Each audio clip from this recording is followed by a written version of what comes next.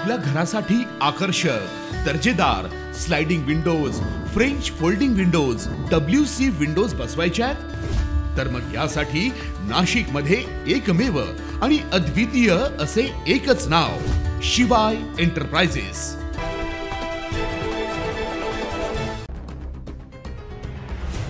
नाशिक रोडकरांचा संताप, पाकिस्तानी दहशतवादाविरुद्ध तीव्र निषेध, 27 पर्यटकांना श्रद्धांजली।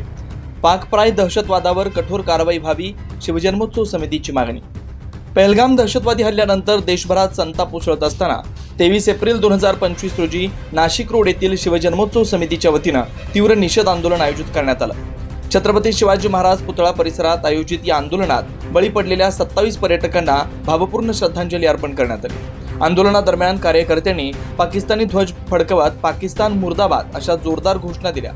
परिसरात भारत माता की जयचे जयघोषी घुमले। नाशिक रोड मधील हा निषेध देशभरातील जनभावना स्पष्टपणे दर्शवतो। पहलगाम हल्ल्यानंतर पाकप्राय दहशतवादाविरोधात कठोर कारवाईची मागणी आणखी तीव्र होते।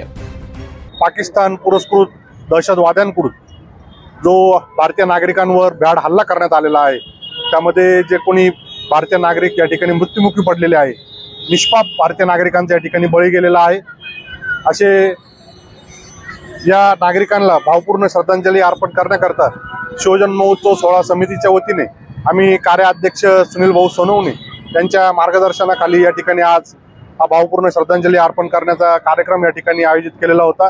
तसेच या भ्याड हल्ल्याचा निषेध करण्याकरता आम्ही सर्व शिवजन्मोत्सव सोहळा समितीचे पदाधिकारी, समन्वयक व सभासद तसेच परिसरातील सर्व शिवभक्त नागरिकांनी, देशभक्त नागरिकांनी एकत्र येऊन या ठिकाणी हा निषेध व्यक्त केलेला आहे। जम्मू काश्मीर येथील पहलगाम या भागात जो पाकिस्तानी दहशतवाद्यांनी जो हल्ला केला, भ्याड हल्ला केला, त्यात निष्पाप आपले 28 भारतीयांचा यात बळी गेला, यात काही जण जखमी झाले आहे।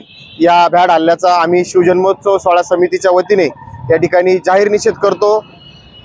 सन्माननीय पंतप्रधान नरेंद्रजी मोदी असतील किंवा गृहमंत्री अमित शाह असतील, हे नालायक पाकिस्तानला चोख उत्तर देतील अशी अपेक्षा आम्ही सर्व भारतीयांच्या वतीने व्यक्त करतो। काल जम्मू काश्मीर येथे पहलगामला जे भारतीय पर्यटक पर्यटनासाठी गेले होते, त्यांच्यावरती या पाकिस्तान पुरस्कृत दहशतवाद्यांकडून जो भ्याड हल्ला करण्यात आला, त्या भ्याड हल्ल्यामध्ये जे भारतीय नागरिक मृत्युमुखी पडलेत, त्या सर्वांना शिवजन्मोत्सव सोहळा समिती नाशिक रोडच्या वतीने श्रद्धांजली अर्पण करण्यासाठी आज आपण या ठिकाणी जमलो आहेत।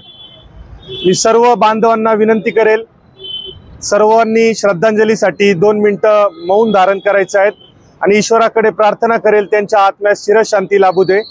9 न्यूज महाराष्ट्रासाठी ज्ञानेश्वर आंधळे, नाशिक।